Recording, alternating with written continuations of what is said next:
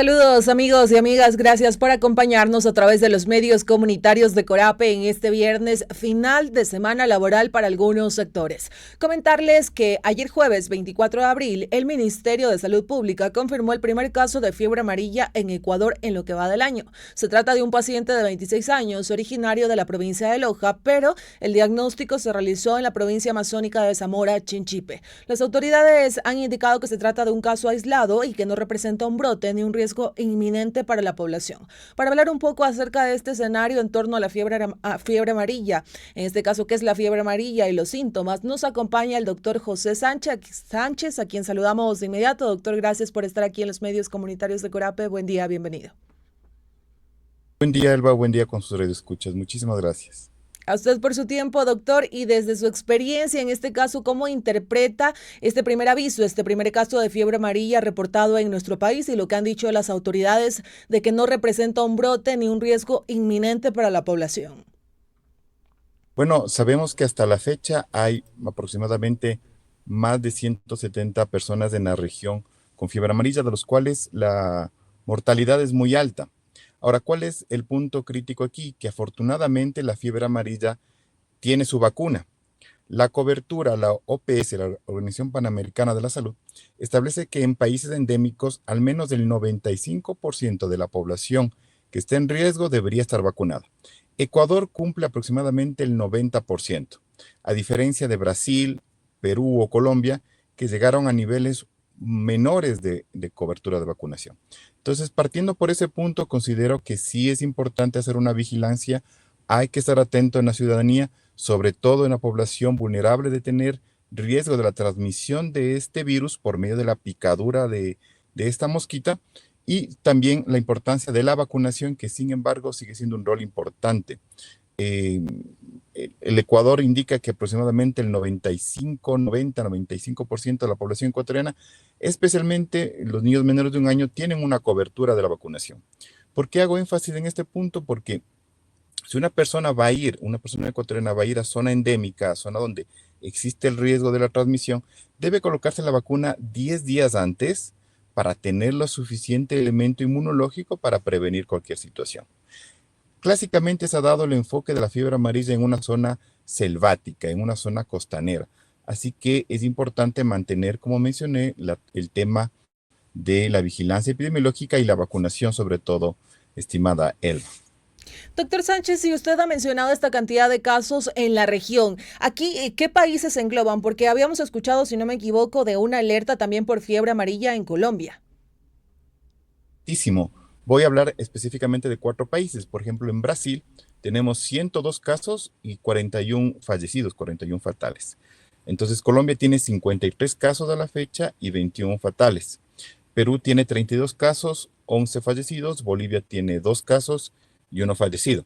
Entonces, cercanamente, fíjese, Colombia y Perú tienen un rango importante de mortalidad. Pero, como mencioné previamente, el porcentaje de vacunación en esta población es bajita. ¿Y por qué se dio este descenso en la vacunación? Yo creo que son dos factores importantes. La COVID, que obviamente se priorizó en su inmunización. Y lo segundo es que a nivel global existe poca cantidad de vacuna de la fiebre amarilla, por tanto, invito para que esta vacunación se dé. En Colombia hay algo interesante también en este caso. Hay una zona, una región que es el Tolima. Y en Colombia se reporta la mayoría de los casos donde antes no existía. Entonces, ¿qué ha hecho? Que la mosquita que transmite el virus esté llegando a zonas donde antes no aparecía. Entonces, hubo un brote muy significativo en esta región del Tolima, en Colombia, de 29 casos, 12 murieron. Entonces, se está diseminando el vector que lleva el virus.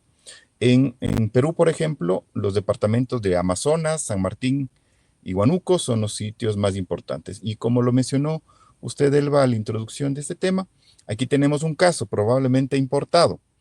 Y si es importado de Perú, debemos igual tener el mayor reparo en cubrir la mayor cantidad de elementos que nos podrían alertar a la comunidad a tener expectativas de que esto no pueda diseminarse más. Doctor Sánchez, y ya que usted nos ha compartido estos datos, le consulto, ¿qué escenarios considera facilitaron este brote de fiebre amarilla en países como, por ejemplo, Colombia? Y aquí también, teniendo en cuenta este escenario, las autoridades de Ecuador, ¿qué deberían de hacer para que precisamente no se repita una situación como la que está ocurriendo en un país vecino como Colombia o como Brasil o como Perú? Justamente, qué buen tema. El Bolivia, Brasil, Colombia y Perú son países que no llegan al 50% de la vacunación de la fiebre amarilla. Entonces, la OPS destaca que a pesar de la disponibilidad de una vacuna buena, uno es la accesibilidad y dos es la cobertura, ¿no es cierto? Entonces, Ecuador se ha destacado en los años previos por una alta cobertura y ausencia de casos. No hemos tenido casos en el 2024, por ejemplo. Sin embargo, esta vacunación sistemática en el país, esta campaña de viajeros, de migrantes, de vigilancia en las fronteras, de alguna manera ha surtido efecto para que no exista brotes como nuestros vecinos. Entonces yo creo que un punto importante es este, el de la vacunación, y el segundo es de la detección oportuna, estimada Elba y Radio Escuchas. Si se detecta oportunamente los signos, los síntomas de esto, se podría controlar de la mejor manera.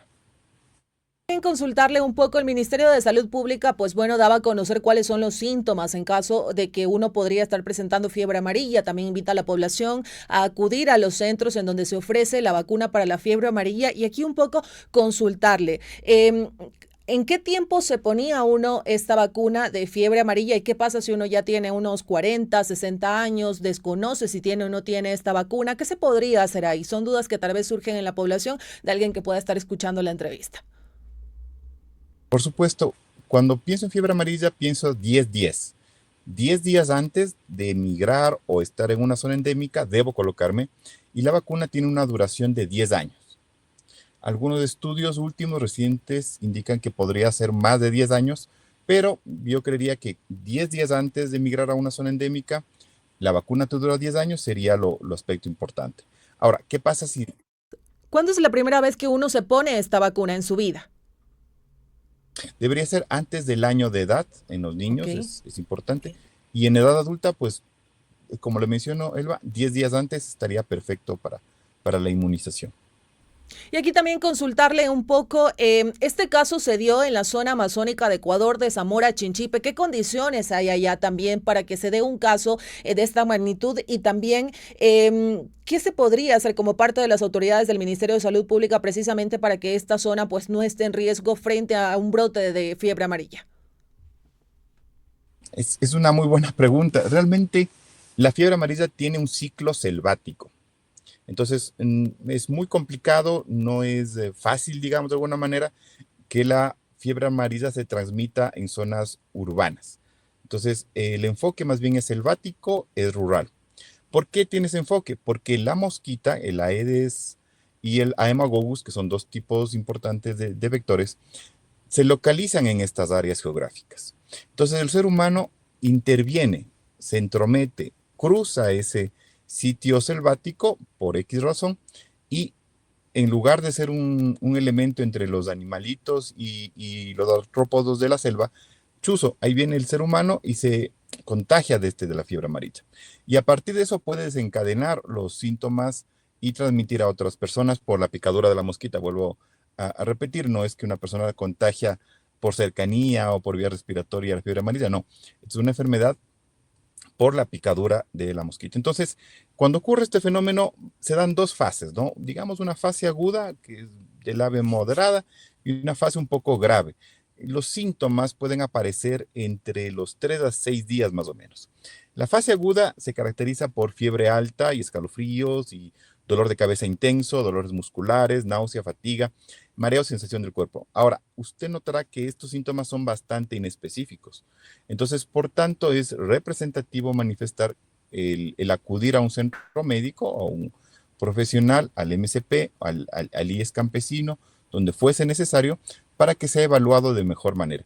Si pasa la fase grave, que es más o menos uno de cada 4 personas con fiebre amarilla, pasa a una fase grave, ahí la fiebre se vuelve mucho más intenso, el color de la piel se vuelve amarillo, se vuelve histérico, hay un dolor abdominal muy profundo y sobre todo eh, sangrado en nariz, en boca, y el vómito es sanguinolento, a veces de color negro, por eso se llamaba en la antigüedad enfermedad del vómito negro. Eso podría ser, estimada Elba. Y aquí también consultarle estos casos graves, ¿cuándo se dan? Tal vez personas adultas mayores, personas que tienen algún tipo de discapacidad, alguna otra enfermedad, ¿cuándo se podría agudizar y pasar a un caso grave? Ok, depende tanto del huésped. Por ejemplo, como usted mencionó, crónicos metabólicos, hipertensos, diabéticos, pacientes renales, son como los más susceptibles a que esto podría darse. Pacientes que se automedican muchísimo. Entonces, pacientes que se toman analgésicos o de manera desproporcionada, que no están adecuadamente, esto facilita que no coagule la sangre y que pueda desencadenar en un proceso más severo. ¿Ok? Niños, mujeres embarazadas, por su situación de vulnerabilidad. Una mujer embarazada per se baja su inmunidad para mantener su embarazo. Entonces, también es susceptible de formas graves, diríamos, de fiebre amarilla, estimada Elba. Doctor Sánchez, y considerando que existe una vacuna segura en este caso y gratuita en nuestro país, ¿cuáles son también los desafíos actuales en cuanto a mejorar un poco esta cobertura? Usted ha puesto de ejemplo y en este caso, pues bueno, Ecuador tendría una buena cobertura, pero ¿qué otros desafíos en este caso hay presentes para alcanzar a toda la población y sobre todo el acceso en zonas amazónicas, que es donde se presenta este virus de la fiebre amarilla? Yo creo que no solamente adquirir la vacuna, también hay que llevarla donde realmente la población lo requiere. Entonces, la accesibilidad a zonas remotas es prioridad, es importante. Y en eso, digamos que la salud se convierte en un entorno político y social muy alto, porque si el MSP adquiere las vacunas que están escasas a nivel mundial, tenemos las vacunas, pero no hay cómo llevarlas a las zonas remotas por situaciones geográficas de lluvia, por ejemplo, por situaciones de conectividad por carreteras. Entonces, todos debemos buscar la manera o la estrategia de comenzar desde las zonas más remotas, que vuelvo a repetir, es el área geográfica más sensible, para comenzar desde ahí las campañas de vacunación y de ahí pues acercarnos a zonas periurbanas, urbanas, donde la fiebre amarilla casi el riesgo sería mínimo, ¿no? Entonces, aunar esfuerzos de gobiernos parroquiales, de MSP, de entornos sociales, para que se pueda dar mayor accesibilidad a llevar la vacuna a sitios realmente donde se requiere. Entonces, eso es un punto importante. Y los profesionales sanitarios que también hagan un seguimiento, una vigilancia epidemiológica, porque a veces se puede confundir con otros procesos similares, por ejemplo, dengue, por ejemplo, Zika o chikungunya. Por eso es importante un criterio ante esta situación. Doctor Sánchez, y yo sé que no se puede en este caso predecir el futuro, pero con su conocimiento también teniendo de escenarios a los países como Colombia, Brasil, Perú, frente a la situación que está pasando con la fiebre amarilla, ¿usted considera que quizás con este primer caso en nuestro país se podría dar un brote, podría existir pues un escenario parecido a estos países que ya hemos hablado en esta entrevista o no es posible? Yo veo en lo personal con el análisis de estadístico un poco complejo que se dé un brote masivo en Ecuador. Yo lo veo desde esa perspectiva. Sin embargo, lo que sí veo muy palpable en una realidad es que la mosquita que lleva al virus se esté yendo a zonas donde antes no existía. Entonces, el calentamiento global, el mal desecho de la basura u otros elementos hace que en zonas selváticas, en zonas rurales, ya no esté tan presente, sino que esté migrando, como el fenómeno que le mencioné en Tolima, Colombia.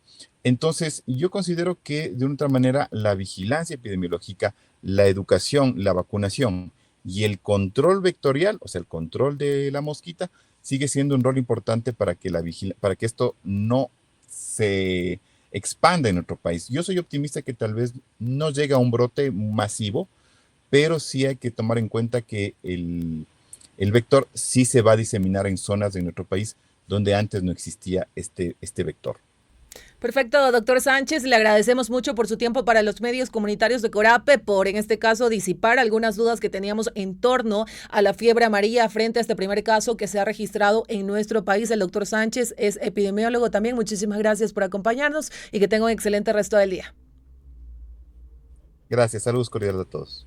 Que pase bien, un abrazo amigos y amigas, sigan en sintonía de la red informativa que hacemos Corape.